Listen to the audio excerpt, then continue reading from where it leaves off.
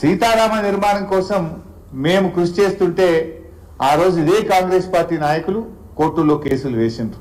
ఇది నేను చెప్తున్నదే కాదు, ఇక స్వయంగా తుమ్మల నాగేశ్వరరావు గారు ఆ రోజు ఏం చెప్పారో ఖమ్మం జిల్లా మంత్రి గారు మీరే వినండి ఒకసారి.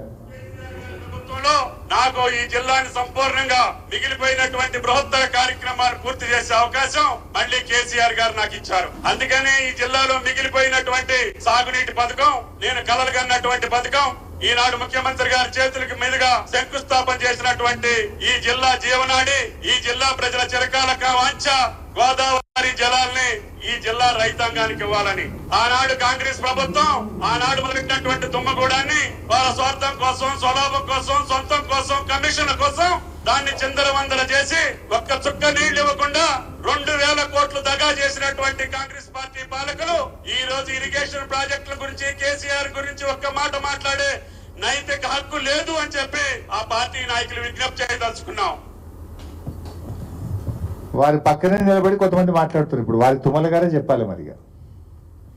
సో ఆ రోజు వారు చెప్పింది నా జీవిత కళ, ఆకాంక్ష అని చెప్పి ఆ రోజు తుమ్మల నాగేశ్వరరావు గారు చెప్పారు. మరి ఈరోజు ఆ పార్టీ నాయకులు ఏం మాట్లాడుతుండో కూడా మనం చూస్తూ ఉన్నాం.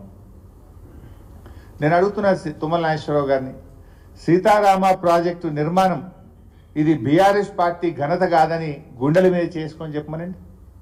నిజంగా కేసీఆర్ లేకుండా ఇంకొకరు ఉంటే అంత గొప్పగా ఖమ్మం జిల్లా గురించి, సీతారామ ప్రాజెక్టు గురించి రూపకల్పన జరిగేదా అని నేను అడుగుతా ఉన్నా. ఈరోజు ఇవాళ సీతారామ అనేటువంటిది కేసీఆర్ గారి కళ, ఇవాళ ఆయన కృషి ఫలితం. ఎందుకంటే వారు చాలా దూరదృష్టితో ఆలోచించారు. ఖమ్మం జిల్లాలో అప్పుడు వాళ్ళు ఆలోచించిన రాజీవ్ సాగర్, ఇందిరా సాగర్లో కూడా కొన్ని మండలాలు వదిలిపెట్టినారు, కొన్ని నియోజకవర్గాలు వదిలిపెట్టినారు. ప్రతి సంవత్సరం కూడా కృష్ణా నదిలో ఆలస్యంగా నీళ్లు రావడం వల్ల ఒక పంటనే సాగు జరుగుతూ ఉంది, వానాకాలం జరిగేటువంటి పరిస్థితి లేకుండా పోయింది.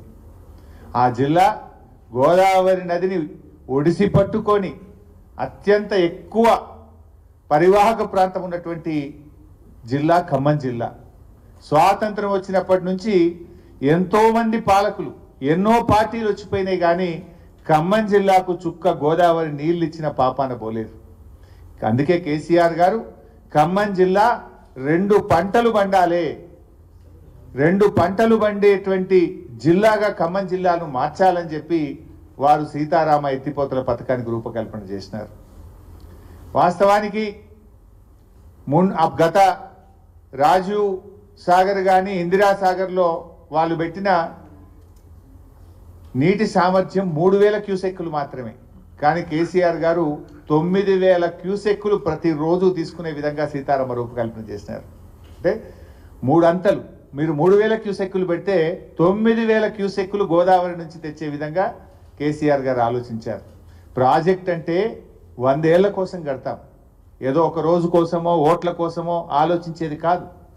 భవిష్యత్ తరాల కోసం 100 ఏళ్ల తర్వాత ఉండేటువంటి అవసరాలను దృష్టిలో పెట్టుకొని ప్రాజెక్ట్ నిర్మిస్తారు.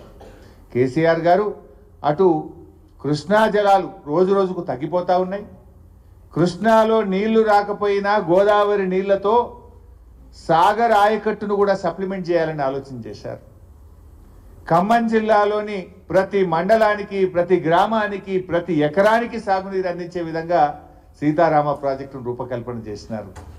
అంత గొప్పగా ఆలోచించింది. దీన్ని మేం చేసినామంటారు. ఏం చేసిండు మీరు? ఇవాళ ఈ ప్రాజెక్టులో చూస్తే మెయిన్ కెనాల్లో, ప్రాజెక్టు మెయిన్ కెనాల్లో 8 ప్యాకేజీలు ఉన్నాయి.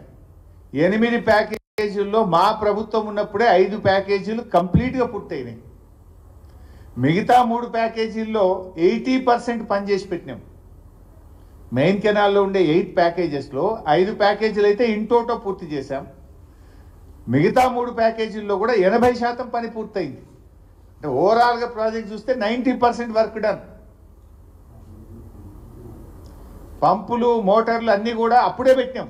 వాళ్ళు ఇప్పుడు అలా మొదటి పంప్ హౌస్ కానీ, రెండవ పంప్ హౌస్ కానీ, మూడవ పంప్ హౌస్ కానీ వాళ్ళు ఏదైతే ఆన్లు చేస్తున్నారో, ఇలా కట్కలు ఒత్తుతున్నారో, పంప్ హౌస్ల నిర్మాణం కానీ, మోటార్లు బిగించడం కానీ, సబ్ స్టేషన్ల నిర్మాణం కానీ, ఈ 3 పంప్ హౌజులు కూడా బీఆర్ఎస్ ప్రభుత్వ హయాంలో జరిగినవే.